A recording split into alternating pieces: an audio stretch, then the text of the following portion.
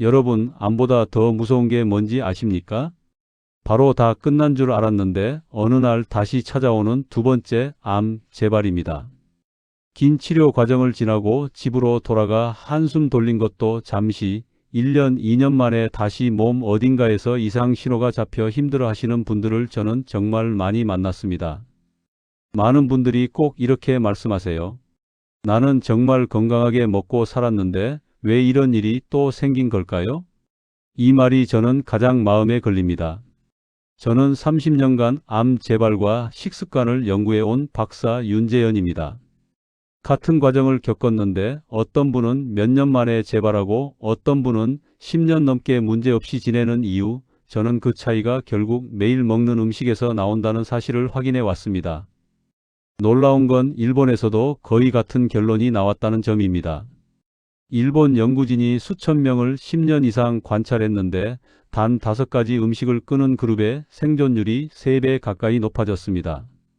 특히 이즈모 회복 모임에서는 이 5가지를 먼저 끊고 10년 생존율이 무려 95%까지 올랐습니다. 더 놀라운 건 그 5가지가 우리 어르신들께서 몸에 좋다 믿고 매일 드시는 반찬과 재료라는 사실입니다.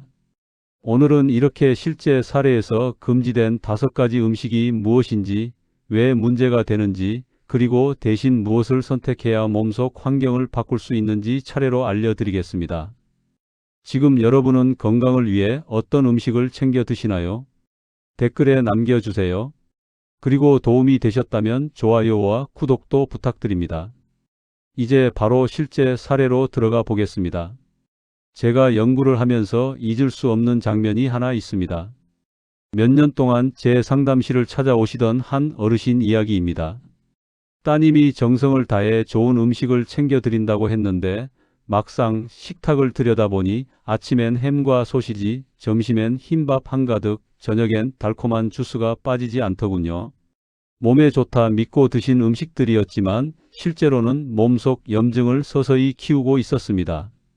그 후 따님과 함께 식단을 아주 작은 것부터 바꾸기 시작했습니다. 갈아서 마시던 과일 주스를 통째로 씹어드리게 하고 아침 반찬을 햄에서 두부조림으로 바꾸고 흰밥은 밥만 덜고 잡곡을 살짝 섞었습니다.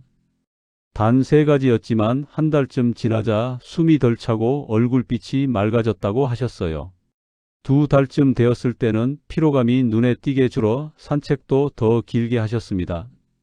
저는 그 모습을 보며 몸은 정말 솔직하다는 걸 다시 느꼈습니다. 방향만 바꿔주면 생각보다 훨씬 빨리 반응합니다. 오늘 이 영상에서 말씀드릴 내용은 여러분의 식탁 관리 방식을 완전히 바꿀 수 있는 중요한 지혜입니다. 이 이야기를 끝까지 듣고 실천하셔야만 진정한 변화를 경험할 수 있습니다. 혹시 아직 구독과 좋아요를 누르지 않으셨다면 지금 바로 눌러주세요. 이 채널은 여러분의 건강한 노년을 응원합니다. 끝까지 보시면 왜 지금 당장 여러분의 작은 습관을 바꿔야 하는지 분명하게 깨닫게 되실 겁니다. 그럼 이제 여러분의 식습관을 바꾸는 작은 실천만으로도 충분히 일어날 수 있는 변화들을 하나씩 짚어보겠습니다. 먼저 가공육 이야기부터 시작하겠습니다. 햄과 소시지, 베이컨처럼 색을 예쁘게 만들기 위해 첨가물을 넣은 음식은 몸속에서 독성 물질로 바뀌어 염증을 키웁니다. 일본 연구팀은 가공육을 꾸준히 섭취한 사람들의 재발 위험이 높은 경향을 보인다고 발표했습니다. 특히 아질산염이라는 성분이 고온에서 조리되면 발암 물질로 변한다는 사실이 밝혀졌습니다. 제가 만난 69세 박정우님은 아침에 소시지 하나만 먹었다며 괜찮다고 생각하셨지만 10년이면 3,000개가 넘는 양이었습니다. 박정우님은 처음엔 이해가 안 된다고 하셨어요. 고기인데 뭐가 문제냐고요? 하지만 생고기와 가공육의 차이를 설명해 드리고 나서 깜짝 놀라셨습니다. 생고기는 그냥 고기지만 가공육은 고기에 여러 화학 물질을 섞어 만든 전혀 다른 음식이라는 걸 알게 되신 거죠. 되도록 생고기를 구워 드시고 손쉽게 먹고 싶을 땐 두부나 콩단백 요리를 활용하세요. 두부는 단백질이 풍부하면서도 소화가 잘 되고 염증을 일으키지 않습니다. 여기서 주의할 점은 아질산, 보존, 색소 같은 단어가 보이면 가공육이니 피해야 한다는 겁니다. 성분표를 보는 습관만 들여도 건강이 크게 달라집니다. 여러분 냉장고에도 익숙한 가공육이 아직 남아 있나요? 다음은 정제당과 하얀 탄수화물입니다. 흰밥, 흰빵, 면, 과자, 주스는 혈당을 빠르게 올려 암세포의 연료가 됩니다. 암세포는 정상 세포보다 포도당을 훨씬 많이 사용한다는 사실이 여러 자료에서 확인되어 있습니다. 정상 세포는 산소를 이용해 에너지를 만들지만 암세포는 산소 없이도 당만 있으면 빠르게 증식할 수 있습니다. 그래서 혈당이 높은 상태가 계속되면 암세포에게 계속 먹이를 주는 셈이 됩니다.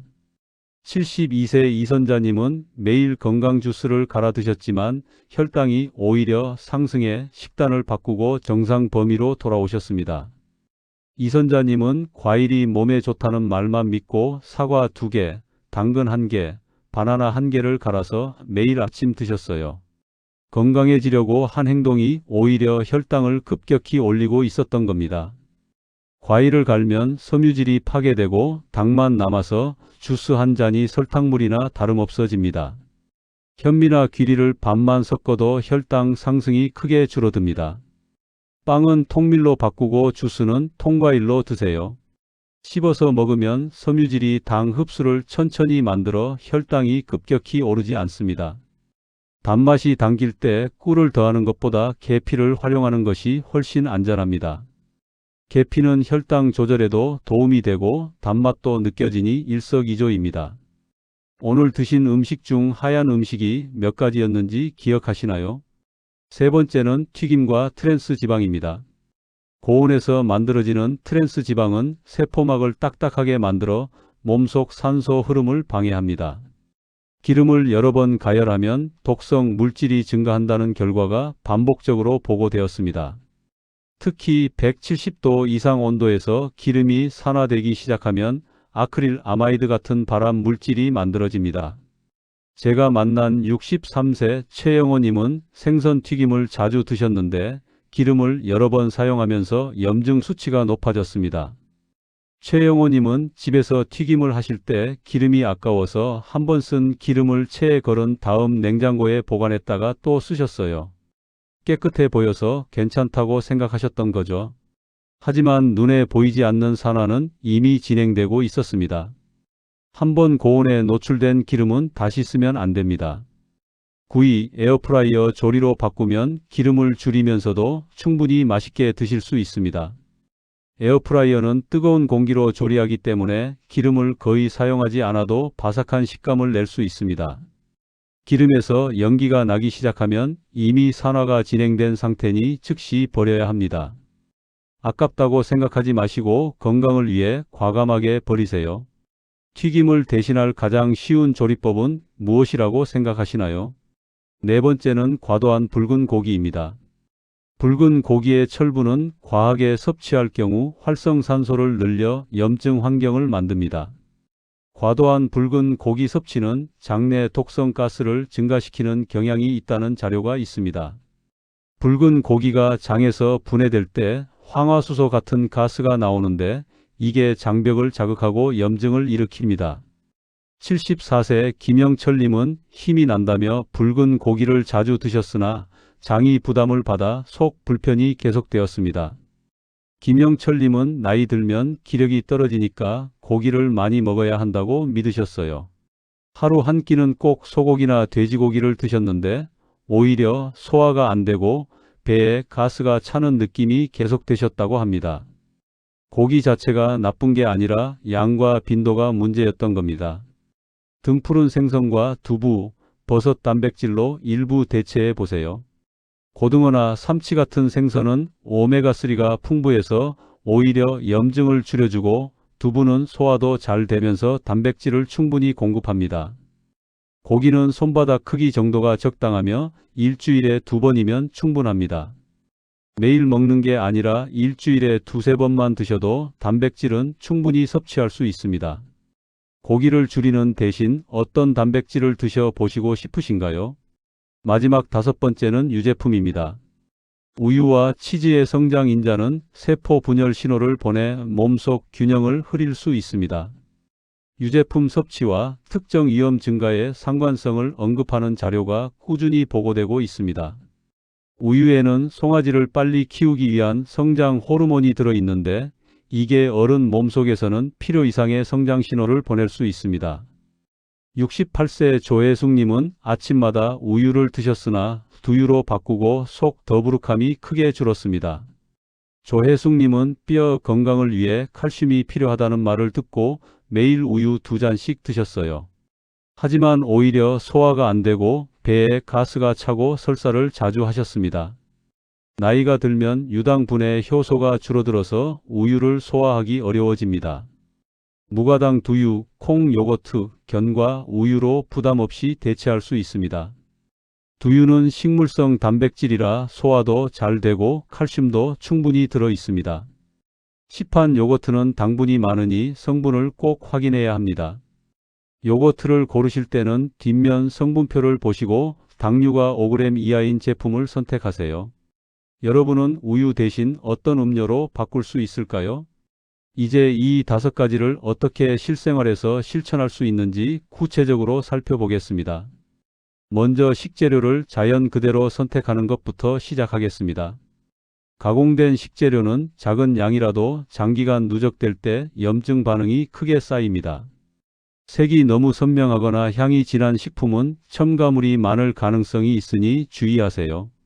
자연 상태의 식재료는 색이 화려하지 않고 향도 은은합니다. 만약 햄이 너무 분홍색이고 향이 강하다면 색소와 향료가 들어간 겁니다. 집에서는 생고기, 생선, 채소를 기본으로 구성하시면 됩니다. 장을 보러 가실 때 포장된 식품보다는 진열대에 있는 신선식품 코너를 먼저 둘러보세요. 성분표가 길수록 가공이 많이 된 식품이니 성분이 3가지 이하인 단순한 식품을 고르시면 됩니다. 여러분의 주방에서 가장 가공되지 않은 재료는 무엇인가요? 두 번째는 식사 순서를 바꾸는 겁니다. 단백질 먼저, 탄수화물 마지막 순서는 혈당 급등을 막아 몸을 편안하게 합니다. 빵이나 면부터 먼저 먹는 방식은 가능한 피해야 합니다. 탄수화물을 먼저 먹으면 혈당이 급격히 올라가서 인슐린이 과도하게 분비됩니다. 이렇게 되면 몸이 당을 지방으로 저장하고 염증도 쉽게 생깁니다. 식사 때 채소 한두 숟가락부터 드시는 습관부터 시작해 보세요. 채소의 섬유질이 위장을 먼저 채워주면 나중에 들어오는 당이 흡수 속도가 느려집니다. 그 다음 두부나 생선 같은 단백질을 드시고 마지막에 밥을 드시면 혈당이 천천히 오릅니다. 실제로 일본에서 당뇨 환자들을 대상으로 실험했을 때 식사 순서만 바꿔도 혈당이 30% 가까이 낮아졌다는 결과가 있습니다. 여러분은 평소 어떤 순서로 드시고 계신가요? 세 번째는 간식 줄이기입니다. 간식은 한 번이 아니라 하루 전체 혈당 흐름을 끌어올립니다. 과일도 과하게 먹으면 당이 됩니다. 과일은 건강하다고 생각하지만 사과 한 개에도 당이 15g 가까이 들어 있습니다. 하루에 과일을 서너 개 드시면 당 섭취량이 50g이 넘어가는 겁니다. 견과 한 줌, 물 한 컵으로 간식 시간을 대체해 보세요. 견과는 단백질과 좋은 지방이 있어서 포만감을 주고 혈당을 안정시킵니다. 호두, 아몬드, 캐슈넛을 손바닥에 한 줌 정도만 드셔도 충분합니다. 물은 배를 채워주면서 독소를 씻어내는 효과도 있습니다. 간식이 당기는 이유는 대부분 목이 마르거나 심심해서인 경우가 많으니 물부터 한 잔 마셔보세요. 오늘 간식은 몇 번 드셨나요? 네 번째는 기름 관리하기입니다. 기름은 산화되면 독성 물질이 되기 때문에 관리가 정말 중요합니다. 오래 사용한 기름은 반드시 버려야 합니다. 올리브유와 아보카도유 중심으로 사용해 보세요.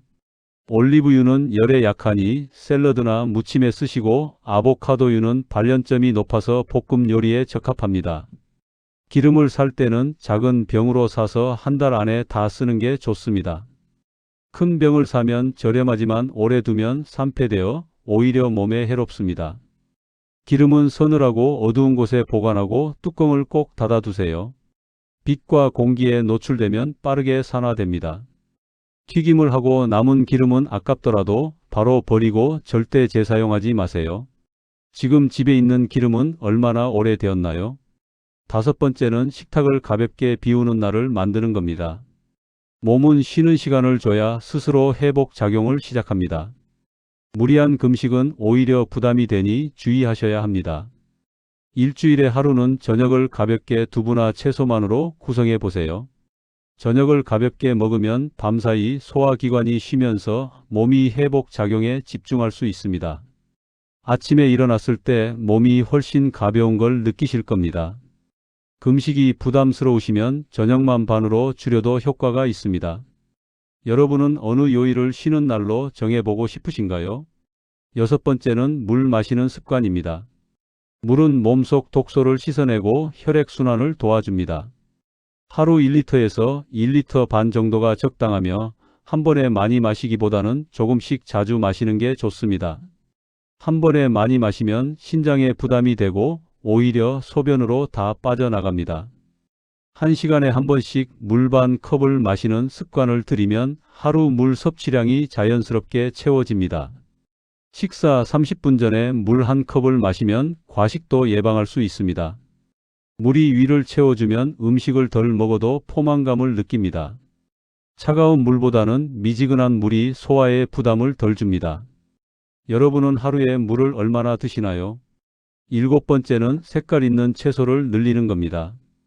빨강, 노랑, 초록, 보라색 채소에는 항산화 성분이 풍부해서 몸속 염증을 줄여줍니다. 하루 3끼 중 2끼는 색깔 채소를 곁들여 보세요. 당근, 브로콜리, 가지, 파프리카 같은 채소를 골고루 드시면 됩니다. 색깔마다 들어있는 영양소가 달라서 다양한 색을 먹는 게 중요합니다. 빨간색 토마토에는 라이코펜, 보라색 가지에는 안토시아닌, 초록색 브로콜리에는 설포라판이 들어 있습니다. 이런 성분들이 몸속 활성산소를 없애고 세포를 보호합니다. 채소를 쌀 때 장바구니가 알록달록하게 채워지도록 여러 색깔을 고르세요. 여러분은 어떤 색깔 채소를 가장 좋아하시나요? 여덟 번째는 저녁 식사 시간을 앞당기는 겁니다. 저녁을 늦게 먹으면 소화가 덜 된 채로 잠들어 몸에 부담이 됩니다. 가능하면 저녁 6시에서 7시 사이에 식사를 마치고 잠들기 3시간 전에는 아무것도 먹지 않는 게 좋습니다. 이렇게 하면 밤사이 몸이 회복하는 시간을 충분히 가질 수 있습니다. 소화에는 최소 2시간에서 3시간이 걸리는데 그 전에 자면 위장이 쉬지 못하고 계속 일하게 됩니다. 그러면 수면의 질도 떨어지고 다음날 피로가 남습니다. 저녁을 일찍 먹는 게 어려우시면 저녁량을 평소의 절반으로 줄여보세요. 여러분은 보통 몇 시에 저녁을 드시나요? 아홉 번째는 천천히 씹어 먹는 습관입니다. 빨리 먹으면 소화가 안 되고 과식하기 쉽습니다. 한 입에 20번 이상 씹으면 소화 효소가 충분히 나와서 영양 흡수도 잘 되고 포만감도 빨리 느껴집니다. 식사 시간을 최소 20분 이상 가져보세요. 음식을 입에 넣고 젓가락을 내려놓는 습관을 들이면 자연스럽게 천천히 먹게 됩니다. 급하게 먹으면 뇌가 배부른 신호를 받기 전에 과식하게 됩니다. 포만감을 느끼는 데는 15분에서 20분이 걸리니까 그 전에 너무 많이 먹으면 나중에 배가 불러서 고통스럽습니다. 천천히 씹으면 음식 맛도 더 잘 느껴지고 식사가 즐거워집니다. 여러분은 평소 식사를 몇 분 만에 끝내시나요? 열 번째는 발효식품을 추가하는 겁니다. 된장, 김치, 나토 같은 발효식품은 장 건강을 도와 면역력을 높여줍니다. 하루 한 끼에 발효식품을 한 가지씩만 추가해도 장내 환경이 크게 개선됩니다. 단, 짜지 않게 드시는 게 중요합니다. 김치나 된장은 짜기 때문에 적은 양을 곁들이는 정도로 드세요. 발효식품에는 유산균이 살아있어서 장 속 좋은 균을 늘려줍니다. 장이 건강해야 영양 흡수도 잘 되고 면역력도 올라갑니다. 나토는 처음엔 냄새 때문에 거부감이 있을 수 있지만 간장을 살짝 넣고 비벼 드시면 먹을 만합니다. 여러분은 어떤 발효식품을 자주 드시나요? 이제 오늘 내용을 정리하면서 마무리하겠습니다. 오늘은 많은 분들이 건강식이라고 믿어온 음식들이 오히려 몸속에서 염증을 키워 재발 위험을 높일 수 있다는 사실을 전체적으로 살펴봤습니다. 그동안 잘못된 상식들은 가공육은 고기니까 괜찮다. 흰밥은 소화 잘 되니 문제없다. 우유는 완전 식품이다 같은 믿음이었습니다. 하지만 올바른 관리는 자연 그대로의 재료를 선택하고 당과 기름의 흐름을 안정시키며 붉은 고기와 유제품을 줄여 몸속 균형을 되찾는 데서 시작됩니다. 잘못 관리하면 몸속 염증이 쌓여 세포 환경이 흐트러지고 제대로 관리하면 몸은 스스로 회복할 힘을 되찾습니다. 제가 30년간 현장에서 지켜본 결과 식단을 바꾼 분들은 평균 3개월 안에 몸의 변화를 느끼기 시작했고 6개월이 지나면 혈액검사 수치까지 눈에 띄게 개선되었습니다. 반대로 같은 식습관을 유지한 분들은 1년 안에 다시 어려움을 겪는 경우가 많았습니다. 오늘 당장 실천하실 수 있는 단 하나의 제안을 드린다면 저녁 식사를 가볍게 바꾸는 겁니다. 햄 대신 두부 한 조각, 흰밥 대신 반 공기 잡곡, 우유 대신 따뜻한 보리차 한 잔. 그 작은 선택이 내일 몸의 흐름을 바꿉니다. 저녁만 바꿔도 아침에 일어났을 때 몸이 가벼워지는 걸 느끼실 수 있습니다. 여러분은 오늘 어떤 부분을 가장 실천해 보고 싶으신가요? 댓글로 남겨주세요.